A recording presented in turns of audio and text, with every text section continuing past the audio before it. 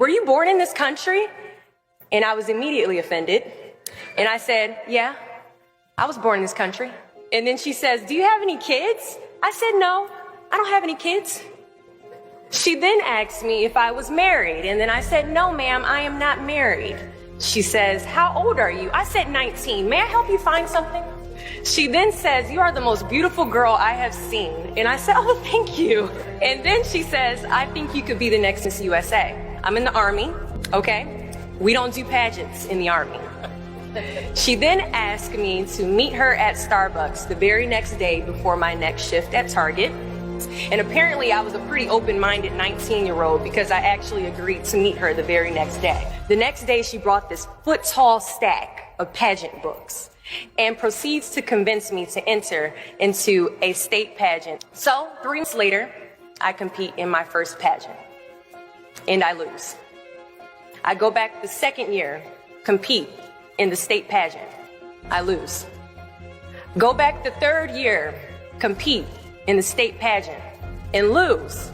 Go back the fourth year, compete in the same pageant and lose. I go back the fifth year, y'all. Compete in the state pageant and lose. But guess what? I go back the sixth year. Guess what happens? I lose. I called her on the phone and said, "You told me I could be the next Miss USA." And she says, "Deshauna, keep working, don't quit, keep going back." And in June of 2015, she passes away from leukemia. 6 months later, in December 2015, I win Miss District of Columbia, USA.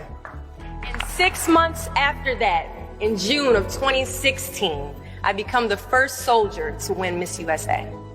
At times, our purpose drops in our laps as if the heavens threw it by accident. I ask only one thing of you all today after you leave this building. Do not fear failure, but please be terrified of regret. Giving up is the birth of regret. After you walk out this door, you will receive 100 doors shut, slam in your face. You will have 100 moments that will be filled with someone telling you no, or telling you, "Thank you for your application, but we regret to inform you that we've chosen a different candidate for this job." You will sit in 100 different interviews and you will not get the job. The reality of life is that we will all hear more no's than we hear yeses. And we will fail a lot, and I mean a whole lot. But what I ask of you today is to not take no for an answer. Don't be afraid of no's. Be afraid of the possibility of a yes that you have prematurely destroyed because you decided to quit before the clock strikes 12. I love a good no. Please tell me no. Telling me no is like adding fuel to a fire that is now set ablaze because of your single no. So today I challenge you to fight, to work, to not stop here, to believe so heavily in your aspirations that you too will not fear the word no, but instead you will choose to welcome it.